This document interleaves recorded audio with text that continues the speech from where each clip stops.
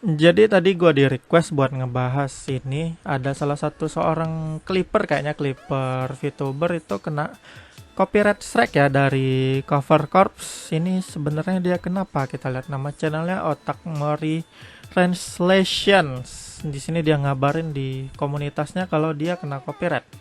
Dan di sini malah gue lihat komen-komennya pada memaklumin ya kan. Di situ bahkan bilang orang ini pernah kena peringatin sama pihak Hololive-nya langsung dari Reddit, yang ada juga bilang kalau dia ini sering mistranslation gitu atau salah nerjemahin klipnya dan macam-macam. Pokoknya banyak experience yang kurang baik sih yang dari komen-komennya gue baca. Gue nggak tahu itu Clipper secara personal, tapi gue ingat pada 6 hari lalu gue pernah bahas ya kan mengenai kebijakan baru Cover Corps yang mungkin berdampak pada AdSense para Clipper ya kan.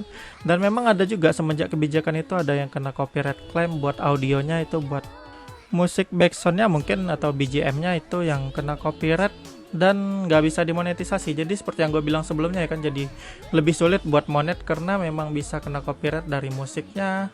Walaupun klipnya tetap aman sih sepertinya, tapi buat si kasus Otak Mori tadi setelah kita cek lagi bentar ya, sama-sama kita lihat channelnya lumayan ramai kan, subscribernya udah 90.000, tapi sepertinya ini channel luar ya, bukan channel Indonesia. Maksud gue bukan Clipper Indonesia. Dia udah 2 kali ya kena copyright strike ini. Bahkan sebelum kebijakan yang baru dia udah pernah kena nih 1 bulan yang lalu ya kan.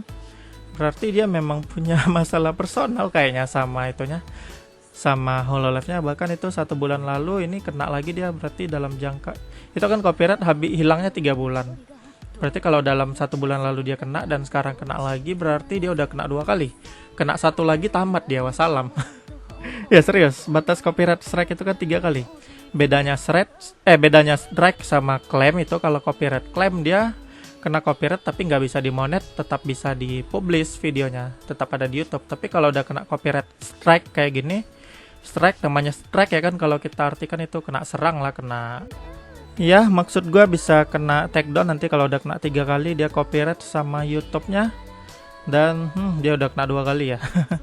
Dan justru gue lihat banyak yang berbahagia ya kan karena dia kena copyright itu, mungkin karena memang banyak yang bilang dia sering ngebikin clickbait ya, atau salah salah salah translation ya mungkin. BTW tadi kalau copyright claim biasa itu kayak gini ya, gue juga kadang-kadang kena kayak gini tapi masih bisa dipublish, jadi aman-aman aja sih buat channel YouTube-nya. Yang bisa gua simpulin sih kayaknya kasus si Otak Mori tadi nggak ada hubungan dengan kebijakan baru Hololive kemarin. Dia memang udah 1 bulan lalu kena strike, sekarang kena strike lagi, bahkan sebelum kebijakan barunya berlaku sebelumnya ya kan. Berarti memang Hololive itu sengaja, atau Copper Corps itu sengaja nargetin dia karena mungkin dia bikin translasi yang salah atau clickbait, pokoknya antara itulah itu. Dan mungkin ya Hololive atau Copper Corps-nya nggak senang dengan klip yang dia upload, sama kayak MiHoYo kemarin kan kasusnya. Maksud gue MiHoYo nggak senang konten mereka di leak, langsung mereka take down siapa yang nge-leak. Jadi ya kayak gitu juga, Hololive nggak senang dengan klip yang mereka anggap nggak bener, jadinya mereka take down videonya. Jadi ya mungkin sebagai pelajaran juga buat para clipper lain ya kan, biar selalu ngeklip dengan baik lah pokoknya.